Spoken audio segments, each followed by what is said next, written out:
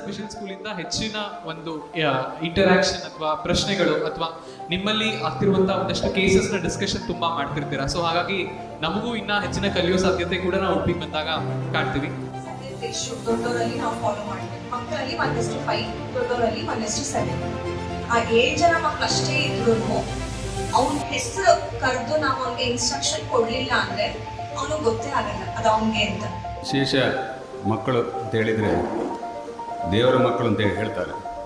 ಈಗ ಫಸ್ಟ್ ಏನಾಗ್ತದೆ, ಫಸ್ಟ್ ಅಂತ ಹಾಕಿ ಅಲ್ಲಿ ಒಂದು ವೆಲ್ಕ್ರೋನಲ್ಲಿ ಮ್ಯಾಥ್ಸ್ ಅಂತ ಬರ್ತಿದೆ. ಮ್ಯಾಥ್ಸ್ ಆದ ನಂತರ ನೆಕ್ಸ್ಟ್ ಏನಂತ ಇದೆ, ಪ್ಲೇ ಅಂತ ಇದೆ. ಸೊ ಮ್ಯಾಥ್ಸ್ ಮಾಡಿದ ನಂತರ ಮಗು ಈ ಪುಸ್ತಕನ ತಗೊಂಡು ಈ ಫಿನಿಶ್ ಟ್ರೈನಲ್ಲಿ ಹಾಕ್ಬೇಕು. ಅದಾದ್ಮೇಲೆ ಪ್ಲೇ, ಆಟಕ್ಕೆ ಹೋಗುತ್ತೆ.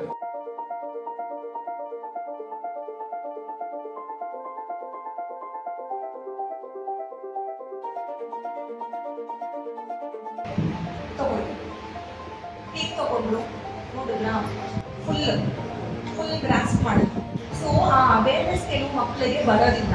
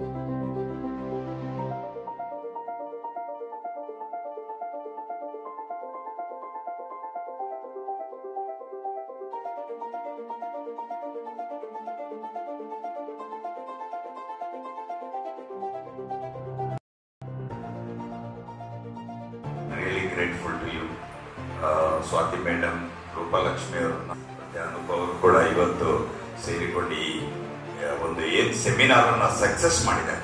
ಬಟ್ ನೋಡಿ, ಬಟ್ಟಲಲ್ಲಿ ಏನು ಒಂದು ಒಳ್ಳೆ ಊಟ ಹಾಕಿಟ್ಟಿದ್ದಾರೆ. ಅದನ್ನು ಊಟ ಮಾಡಿಕೊಳ್ಳೋದು ಮಾತ್ರ ನಿಮ್ಮದು. ಯಾವಾಗಲೂ ಟೀಚ್ ಮಾಡುವ ರೀತಿ ಜೋಡಿಗೊಳ್ಳೆಯದು. ಇವಾಗ ಟೀಚ್ ಮಾಡುವ ರೀತಿಯಿಂದಾಗಿ ನೀವು ಇಷ್ಟೊಂದು ಕ್ವಶನ್ಗಳನ್ನು ಕೇಳಿದ್ರಿ. ನನಗಂತೂ ಬಹಳ ಖುಷಿ ಆಯ್ತು. ನಮ್ಮ ಮಕ್ಕಳಿದ್ರಂದ್ರೆ ಅವ್ರಿಗೆ ಹೆಚ್ಚಿನ ರೀತಿಯಲ್ಲಿ ಅವ್ರಿಗೆ ಈ ಮೇಡಮ್ ಅಲ್ಲಿ ಅದನ್ನು ಹೆಚ್ಚಿನ ರೀತಿಯಲ್ಲಿ ಅವ್ರಿಗೆ ಪ್ರೋತ್ಸಾಹ ಕೊಡೋಣ. ಆದ್ರೆ ನಮ್ಮ ಅಂಗನವಾಡಿ ಮಕ್ಕಳಿಗೆ ಅಸಾಧ್ಯ ಅನ್ನೋದು, ಟೀಚರ್ಗೆ ಅಸಾಧ್ಯ ಅನ್ನೋದು ಯಾವುದೂ ಇಲ್ಲ. ಬೇಕಿ ತರಬೇತಿ ಬೇಕಿ ಮಾಡೋಣ. ಅವ್ರು ನಮ್ಮ ಹತ್ರ ಬಂದ್ರೆ ಅವ್ರಿಗೆ ಮೇಡಮ್ ಅಂತ ಹೇಳಿದ್ರಲ್ಲ, ಇದೇ ರೀತಿ ನಾವು ಅವ್ರಿಗೆ ಮುಂದೆ ಮಾಡ್ತೀವಿ ಅಂತ ಹೇಳ್ತೀವಿ. ನಿಮ್ಗೆಲ್ಲರಿಗೂ ರೂಪಲಕ್ಷ್ಮಿ ಮೇಡಮ್ ಹಾಗೂ ಸೀಮಾ ಮೇಡಮ್ ಅವ್ರು ತುಂಬಾ ನಿಧಾನವಾಗಿ ವಿವರವಾಗಿ ಬಹಳ ಚಂದ ಹೇಳಿದ್ರು. ಪೇರೆಂಟ್ ಆದ್ಯ ನನ್ನ ಮಗಳು ಸ್ವಲ್ಪ ಆದ್ರೂ ಐಡೆಂಟಿಫೈ ಮಾಡೋಕ್ಕಾಯ್ತು. ಅದ್ರದ್ದು ಏನು ಮಾಡ್ಬೋದು ಅಂತ ಸ್ವಲ್ಪ ಯಾವ ಥರ ಐತಿ, ಅದ್ರದ್ದು ಏನು ಡಿಸಬಿಲಿಟೀಸು ಏನೇನಲ್ಲ ಅಂತ ಗೊತ್ತಾಯ್ತು. 4 ವಿಧಗಳಿದ್ದಾವೆ. ಅದರಲ್ಲಿ ನನ್ನ ಮಗಳಿಗೆ ಏನು ಸಮಸ್ಯೆ, ನಾನು ಏನು ಮಾಡಬೇಕು, ಅಟ್ಲೀಸ್ಟ್ ಆಗಿ ನನಗೆ ಅಂದರೆ ಮೆಡಿಕಲಿಗೆ ಹೋಗ್ಲಿಕ್ಕೆ ಆದರೂ ನನ್ನ ಥಿಯರಿ ಒಳಗಾದ್ರೆ ನಾನು ಅವಳಿಗೆ ಏನು ಡೆವಲಪ್ ಮಾಡ್ಬೇಕನ್ನೋದನ್ನ ನನಗೆ ಗೊತ್ತಾಯ್ತು.